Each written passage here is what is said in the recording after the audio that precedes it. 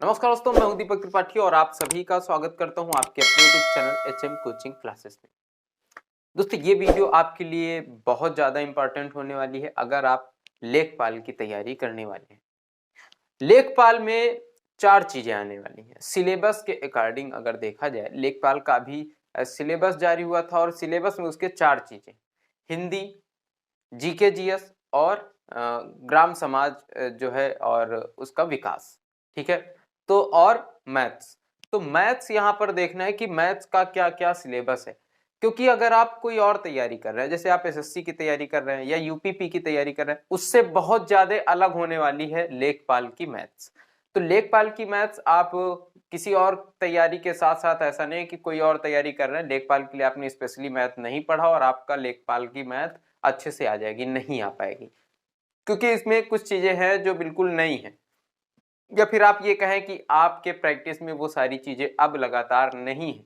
पहले आप उन्हें पढ़ चुके हैं लेकिन अब आपकी प्रैक्टिस में नहीं है, क्योंकि जो अदर कॉम्पिटिटिव एग्जाम्स होते हैं उनमें वो चीजें कहीं ना कहीं छूट जाती हैं, नहीं पूछी जाती हैं और ना ही आप उन्हें पढ़ते हैं। कुछ चीजें हैं जो रेलवे एनटीपीसी या फिर रेलवे ग्रुप डी में भी आ सकती हैं। तो अगर आप रेलवे एनटीपीसी और ग्रुप डी की भी तैयारी कर रहे हैं तब भी ये क्लासें आपके लिए उतनी ही महत्वपूर्ण होंगी जितनी आपके लिए लेखपाल की होंगी। लेकिन लेखपाल का जो है डेडिकेटेड ये बैच चलेगा, इसीलिए लेखपाल की अगर आप तैयारी करें तब तो आपको अभी से चैनल को सब्सक्राइब कर लेना चाहिए और अभी से मेरे साथ जुड़ जाना चाहिए।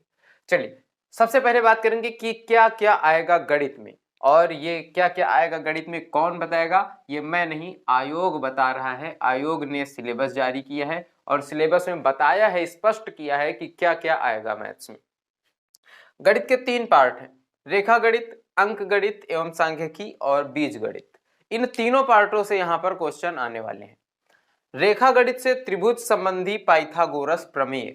पाइथागोरस प्रमेय के बारे में आपको जानकारी होना चाहिए और पाइथागोरस प्रमेय से रिलेटेड जो त्रिभुज के प्रश्न हैं वो यहां से पूछे जाएंगे, ठीक है। उसके बाद दिया गया है त्रिभुज, आयत, वर्ग, समलंब, समांतर चतुर्भुज, समचतुर्भुज के परिमाप तथा क्षेत्रफल। यानी अगर आप देखेंगे, और ये तीसरा जो पॉइंट दिया गया है वृत्त की परिधि एवं क्षेत्रफल। तो यहाँ पर वृत्त के साथ साथ अर्धवृत्त भी पढ़ लेना है, क्योंकि वृत्त के अंतर्गत ही आएगा अर्धवृत्त भी, ठीक है। तो ये क्या है? त्रिभुज संबंधी पाइथागोरस, यानी पाइथागोरस से रिलेटेड जितने भी त्रिभुज के प्रश्न हैं वो यहां से आ जाएंगे।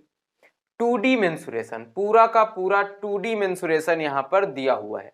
3D मेंसुरेशन नहीं पूछा गया है, कहीं पर भी सिलेबस में आपको 3D मेंसुरेशन नहीं दिखेगा, यानी आपको बेलन, शंकु और जो है क्यूब, ये सारी चीजें आपको नहीं पढ़नी है। आपको केवल क्या पढ़ना है? 2D मेंसुरेशन, केवल परिमाप, परिधि, क्षेत्रफल, यही सारी चीजें पढ़नी है। अगर अंक गणित एवं सांख्यिकी की बात करें तो देखिए, यहां पर आप ये सारी चीजें तो अभी तक पढ़ रहे थे, लेकिन जैसे ही अंक गणित की बात करते हैं तो अंक गणित में संख्या पद्धति अभी तक आपने पढ़ी, बिल्कुल पढ़ी है। प्रतिशत भी आपने पढ़ा, लाभ हानि भी पढ़ा, जो कि अदर कॉम्पिटिटिव एग्जाम से रिलेटेड है। लेकिन कहीं ना कहीं ये सारी चीजें जो बाद में दी गई हैं ये आपकी छूट रही थी, ये आपने तैयार नहीं किया और इन्हें ही यहाँ पर तैयार कराएंगे, इन पर ही फोकस करेंगे, क्योंकि पूरा का पूरा गेम चेंजर यहाँ पर कौन होगा? मैथ्स होगी। मैथ में अगर आपने ये सारी चीजें पढ़ ली तो आपका मैथ में स्कोर अच्छा हो जाएगा, क्योंकि बहुत ज्यादा टफ नहीं है, ये बहुत ज्यादा कठिन नहीं है, बस आपको एक बार पढ़ना पड़ेगा। आप पढ़ेंगे, आपको लगेगा कि क्या आसान तरीका है, कितनी आसानी से ये सारी चीजें आ गई, ठीक है। बस आपको क्या करना है? मेरे साथ जुड़ना है और मेरे साथ लगातार पढ़ना है। सांख्यिकी, आंकड़ों का वर्गीकरण, बारंबारता, बारंबारता बंटन, संचयी बारंबारता और आंकड़ों का निरूपण, दंड चार्ट, पाई चार्ट, आयत चित्र, बारंबारता, बहुभुज, केंद्रीय माप, समांतर माध्य, माध्यिका एवं बहुलक, ये सारी चीजें ऐसी हैं जो कहीं ना कहीं आपसे छूट रही थी और इन्हें ही अब साथ में लेकर के चलना है। ये चीजें आपको स्पेशली फोकस करके पढ़ाई जाएंगी और बेहद आसान तरीके से, बेहद आसान तरीका, बेहद आसान ट्रिक जो भी रहेगी मैं आपको यहां पर दूंगा। ये सारी चीजें आप चुटकियों में करेंगे और समझ कर करेंगे, आपको कुछ भी रटना नहीं पड़ेगा। बहुत लोगों की समस्या ये है, दिक्कत ये है कि यहां पर फार्मूले बहुत याद करने पड़ते हैं।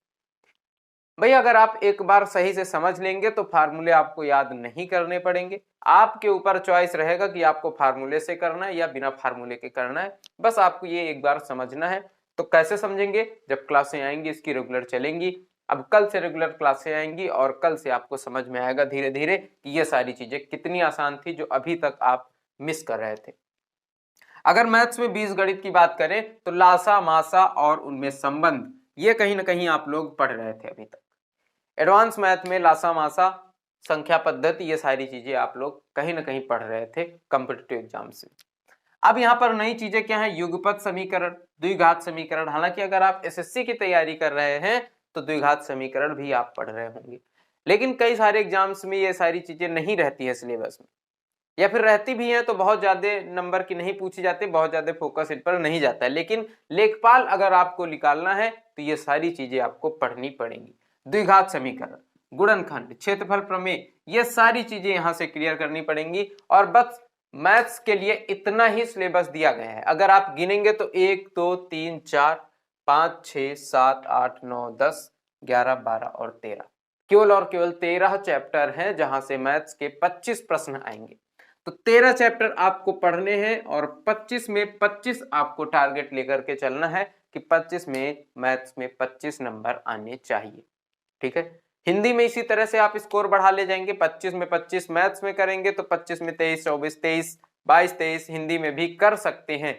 ऐसा मैं नहीं कह रहा हूं कि आपका आ ही जाएगा 23 24, ठीक है, क्योंकि बहुत सारे लोग अभी बोलेंगे कि बोलना बहुत आसान है हिंदी के लिए, ठीक है, करना बहुत मुश्किल है। लेकिन हिंदी एक ऐसा सब्जेक्ट है जिसमें आप अच्छा स्कोर कर सकते हैं जीएस और जो ग्राम समाज और विकास है उसकी अपेक्षा। मैथ्स और रीजनिंग ही ऐसा सब्जेक्ट है जिसमें आप अच्छा स्कोर कर सकते हैं।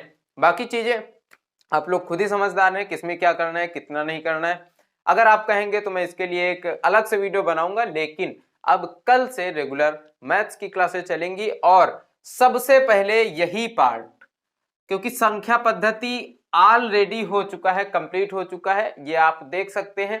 आपको प्लेलिस्ट मिल जाएगी इसके लिए, लेखपाल के लिए, और उसी लेखपाल वाली प्लेलिस्ट में संख्या पद्धति मैंने स्टार्ट किया था। संख्या पद्धति के काफी सारे पार्ट हो चुके हैं, लेकिन कुछ चीजें, क्योंकि तब यहां पर पता नहीं था सिलेबस, जब मैंने स्टार्टिंग की थी तब सिलेबस का पता नहीं था, तो उसी हिसाब से संख्या पद्धति में काफी चीजें मैंने करवाई, लेकिन कुछ चीजें भी बची हुई हैं, एक दो चीजें जो कि आगे आने वाले वीडियोस में मैं कवर कराऊंगा। सबसे पहले सांख्यिकी, आंकड़ों का वर्गीकरण, बारंबारता क्या होता है, बारंबारता बंटन, संचयी बारंबारता, ये सारी चीजें सबसे पहले कराऊंगा। सबसे पहले ये आपको तैयार करना है और अच्छे से समझना है, अच्छे से पढ़ लेना है। इसके बाद आप जैसे पढ़ रहे थे वैसे ही आपको पढ़ना है, बस प्रैक्टिस करनी है। अभी तक ये सारी चीजें आप पढ़ रहे थे, बस यहाँ पर कुछ चीजें हैं जो आप नहीं पढ़ पा रहे होंगे अभी तक, तो अब आपको पढ़ना है और लेखपाल 25 में 25 मैथ्स में टारगेट लेना है। इस बार लेखपाल आपको क्लियर करना है पूरी तरह से।